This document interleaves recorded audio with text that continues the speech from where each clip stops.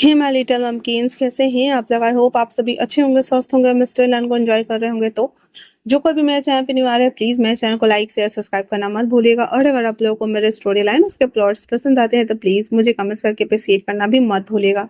जैसा भी लगे आप लोगों को मुझे ज़रूर बताइएगा। देन चलिए हम इस को फैन फिक्शन को स्टार्ट करते हैं, ओके ना?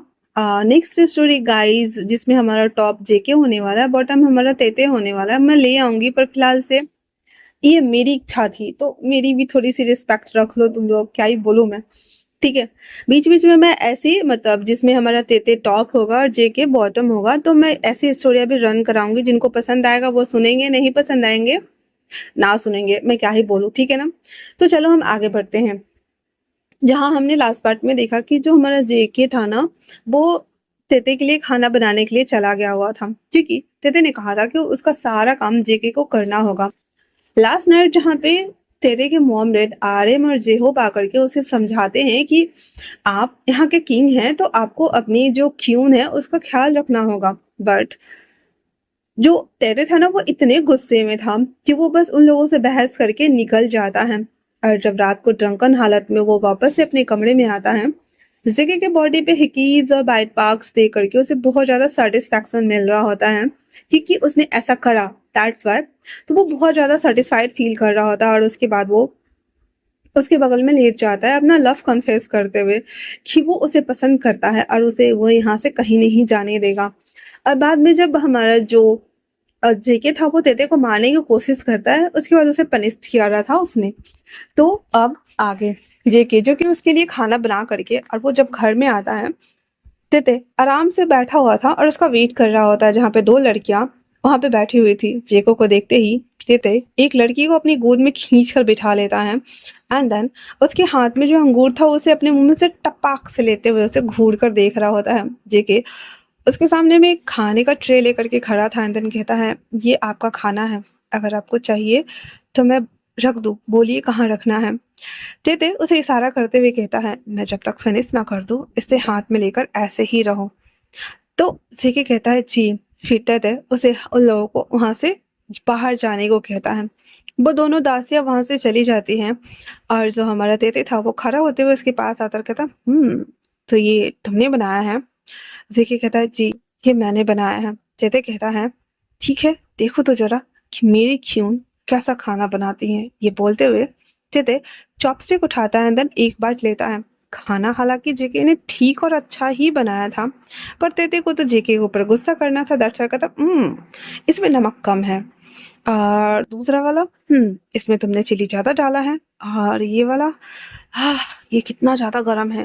क्या तुम पागल हो? या मैं सारा खाना उठा के बाहर फेंक दूं? हाँ, ये तो बोलकर जैसे ट्रे छीनने को होता है, कहता है, नहीं नहीं, मैं दूसरा बना कर ले आता हूँ। तो तेते कहता है, जाओ और मेरे लिए अच्छा सा कॉफी बना कर लेकर आओ।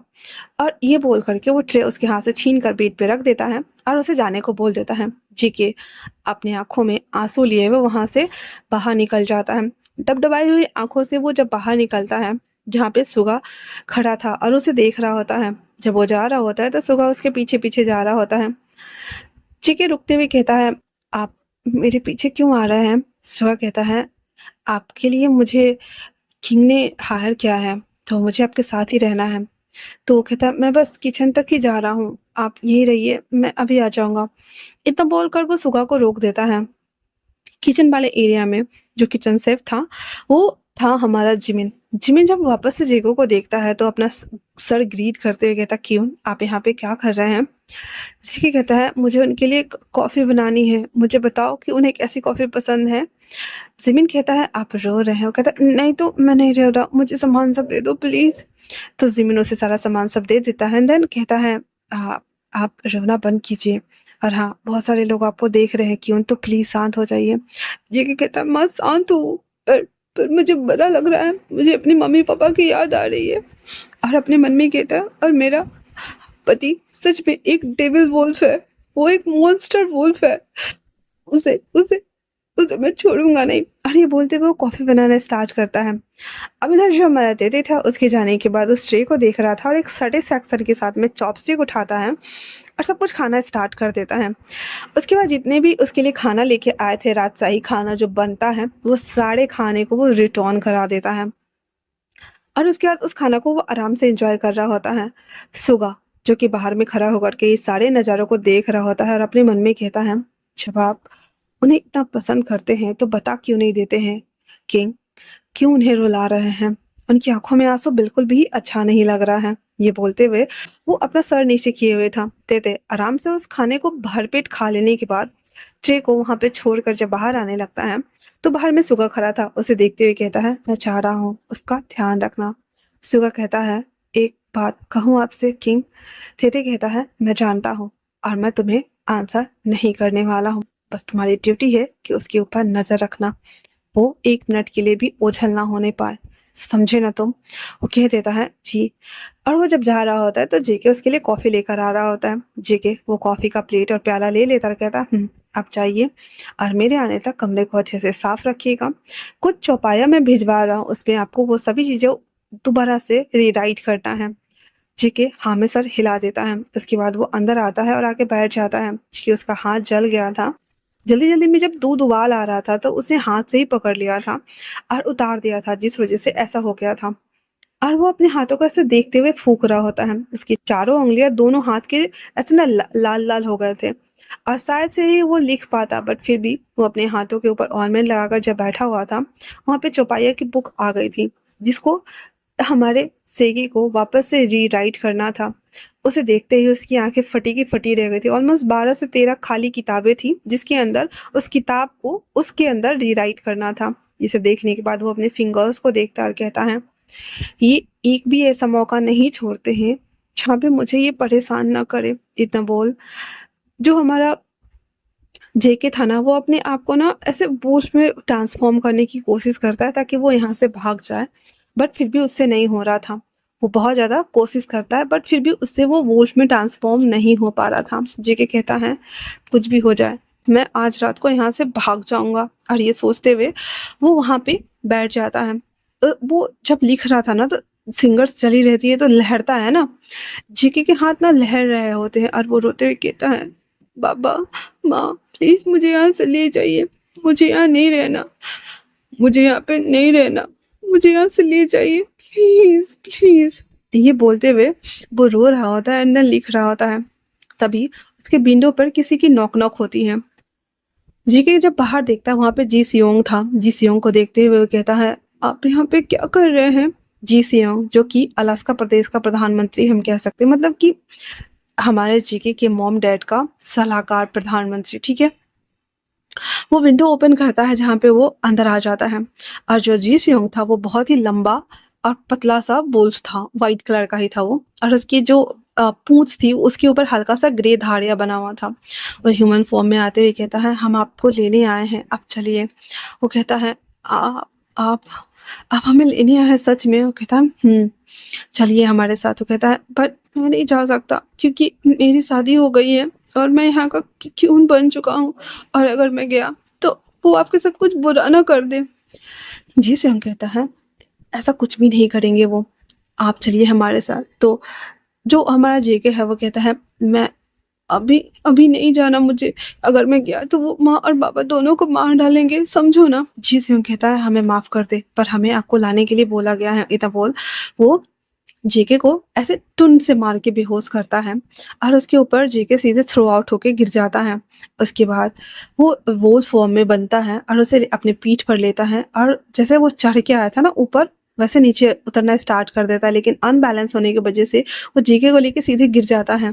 अब जेके जो कि बेहोश था और वो जैसे गिरता है जेके सीधे तेते के बाहों में था और तेते उसे अच्छे से होल्ड करे हुए जी सियोंग को घूर कर देख रहा था, क्योंकि जी सियोंग ने उसे जो लेके उतरा था अजय के, जो कि उसके बैक पे तेते ने बाइट किया हुआ था, जिस वजह से तेते को पहले ही पता चल गया था कि जी के बहुत ज्यादा घबराया हुआ लग रहा है। तो वो उससे मिलने के लिए ही आ रहा था। जब वो आ रहा था उसने एक पूंछ देखा जो कि व्हाइट के ऊपर ग्रे था। वो समझ गया कि वो हो ना हो उसके पैलेस में वो दाखिल होने वाला है, इसलिए वो उसके ऊपर ना जा करके वो उसके पीछे नीचे इंतजार कर रहा था कि अगर वो इस पीछे गया है तो पीछे से ही लेकर के आएगा। और जब वो उसे ऊपर से लेकर उतरते हुए देखता है जहाँ पे जेके बेहोश था, होश में रहता, तो शायद शायद वो जीसियों को पकड़े रहता। लेकिन जब तेते देखता है कि जेके उसे उसने अपने पीठ पे ऐसे लटका के बांध के रखा हुआ है और अनबैलेंस्ड होने की वजह से वो दोनों गिर जाते हैं और तेते फटाक से अपने पावर्स यूज करते हुए वो उसको सबसे पहले तो जेके को उससे अलग करते हुए नीचे आता है और जी सियोंग सीधे धड़ाम से नीचे गिरता है। और फिलहाल करंट का सीन जहाँ पे तेते जी सियोंग को घूर कर देख रहा होता है और अपने आदमियों से कहता है इसे बंदी बना लो और इसे इतना तरपाओ कि ये भूल जाए और अपनी रंगत ही खो दे ताकि ये दोबारा से इंसानी फॉर्म में आए ही ना। इतना बोल वो सीधे जीको को लेकर के अपने पैलेस में आ जाता है। जी सियोंग जो कि सच में गद्दारी वाला काम किया था क्योंकि उसने एक तो प्रदेश को ऐसे लांग करके आना और यहाँ से उसके ख्यून को लेकर जाना, कई सारे चार्जेस लग गए थे उसके ऊपर। वो सारे सैनिक उसे लेकर के वहां से चले जाते हैं और तेते जीको को लाकर बेड पे पटकता है, बाथरूम जाता है, पानी लेकर आता है और उसके बाद उसके ऊपर उछल देता है। जेके ऐसे हड़बड़ा कर उठ के बैठते हुए कहता है कौन है? और जब सामने तेते को देखता है तेते उसके बालों को खींचते हुए उसे कहता है हमने कहा था ना आपको यहाँ से जाने की इजाजत हमने नहीं दी है, फिर आपकी हिम्मत कैसे हुई यहाँ से जाने की? हाँ, ये सुनना हुआ ही था। तो जेके की आंखों में आंसू था। वो कहता है हम नहीं जाना चाहते थे, सच में हमारा यकीन कीजिए, हम नहीं जाना चाहते थे। तो तेते कहता है अच्छा तो तुम तो हवा में उड़ के उसके पीछे जाके उसे पकड़े हुए थे? हाँ बताओ मुझे।